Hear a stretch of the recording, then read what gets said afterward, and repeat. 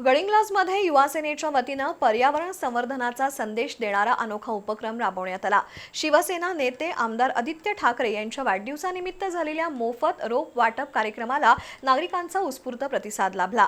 कार्यक्रमाला पोलीस उपअधीक्षक रामदास इंगोले यांच्या हस्ते सुरुवात झाली। यावेळी रावसाहेब अण्णा कित्तूरकर ज्युनियर कॉलेज, साधना हायस्कूल यांच्यासह एनसीसीच्या विद्यार्थ्यांनी मोठ्या संख्येने सहभाग नोंदवला। पर्यावरण संवर्धनासाठी प्रत्येकाने किमान एक झाड लावून त्याचं संगोपन करण्याचं आवाहन मान्यवरांनी केलं। विद्यार्थ्यांना विविध प्रकारच्या रोपांचं वाटप करण्यात आलं। आमदार आदित्य ठाकरे यांच्या वाढदिवसानिमित्त गडिंग्लज इथल्या युवा सेनेच्या वतीनं मोफत रोप वाटप कार्यक्रमाचं आयोजन करण्यात आलं।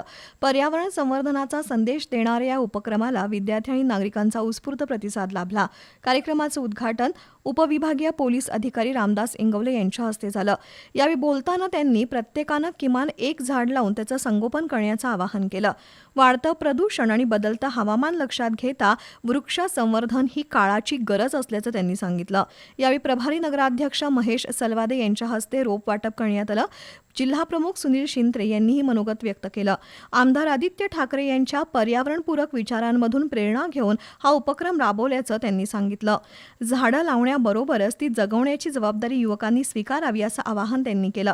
कार्यक्रमाचे आयोजक युवा सेना जिल्हा प्रमुख अवधूत पाटील यांनी हरित गडिंग्लज घडवण्यासाठी सर्वांनी योगदान देण्याचं आवाहन केलं।